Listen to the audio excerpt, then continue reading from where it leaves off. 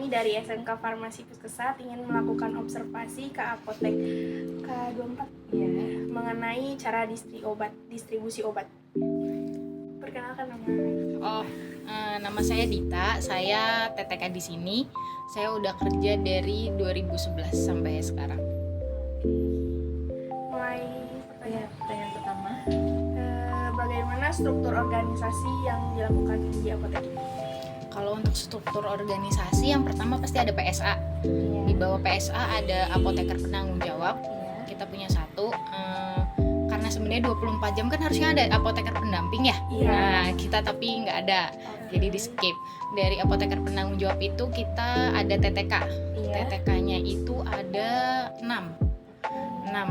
itu ada satu yang jadi bagian pembelian order barang. Kalau misalnya ke distributor gitu, PBF. Ya PBF. Nah itu biasanya tugasnya si TTK pembelian karena nggak semua dipegang apoteker karena kan banyak kerjaannya.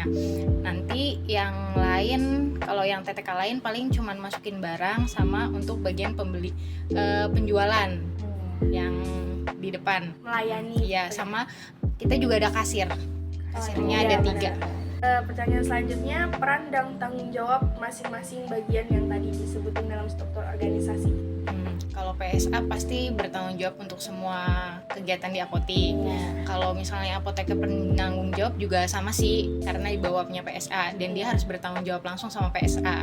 Nah di bawah apoteker itu ada TTK pembelian. Nah dia yang bertanggung jawab ngontrol semua stoknya untuk pembelian ke distributor, terus nanti jumlahnya berapa, stok kita berapa, karena kan itu harus disesuaikan ya sama penjualan di apotek, nanti yang fast moving, slow moving gitu. Terus pertanyaan selanjutnya, kegiatan administrasi yang dilakukan di apotek. Kayak kasir gitu ya? Iya, tadi juga kan ada kasir ya, kasir yang bagian penjualannya. Kalau misalnya administrasi paling kayak kasir, terus tukar faktur yang dari distributornya, nanti ada juga yang pembayarannya. Nah kalau misalnya tukar faktur itu biasanya pembayaran sama tukar faktur itu kita di dalam satu hari, jadi sekalian. Jadi itu hari Kamis pembayaran sama tukar faktur. Nah kalau untuk pembelian sendiri, yang TTK pembeliannya itu kita bagi seminggu 3 kali. Jadi ada Senin, Rabu, sama Jumat. Jadi nggak setiap hari. Lalu cara penyimpanan obat yang dilakukan di apotek. Kalau penyimpanannya kan ada barang-barang yang harus disimpan di kulkas, terus ada yang bisa di suhu ruang biasa gitu kan.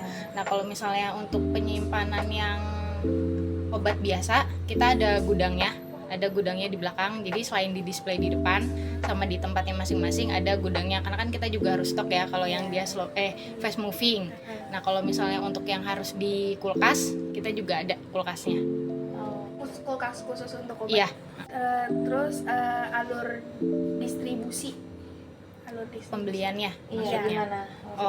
Dari kan kita cek stok nih, nanti yang TTK malam biasanya rekap tuh apa obat apa aja yang habis, nanti TTK paginya yang bagian pembelian tinggal beli. Nah biasanya distributornya yang ke apotek kan, jadi nanti tergantung distributornya apa, kita lakukan pembelian.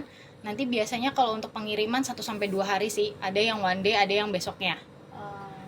Nanti kalau misalnya udah datang, kita input, nanti baru kita simpen, kita jual. Sistem pelayanan obat bebas di sini. Kalau sistem pelayanan obat bebas biasanya kita ada jual offline, ada jual online juga. Karena kan K24 marketingnya kan ada online-nya.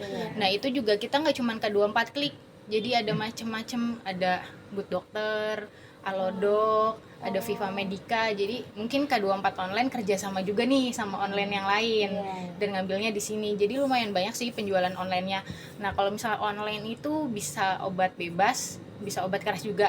Tapi kalau online, kalau obat keras pasti harus disertakan resepnya. Itu bisa pakai resep digital.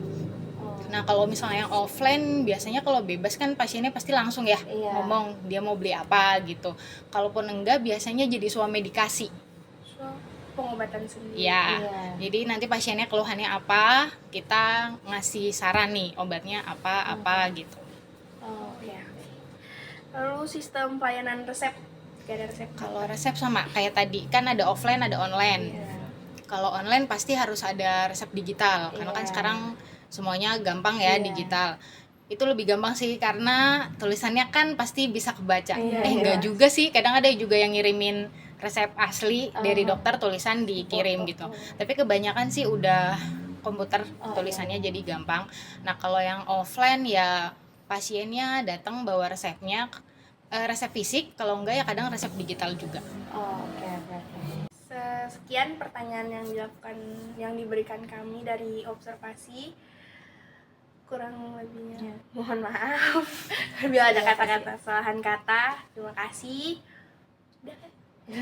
Ya. Terima kasih Kak. Ya. Iya, terima kasih atas wawancara.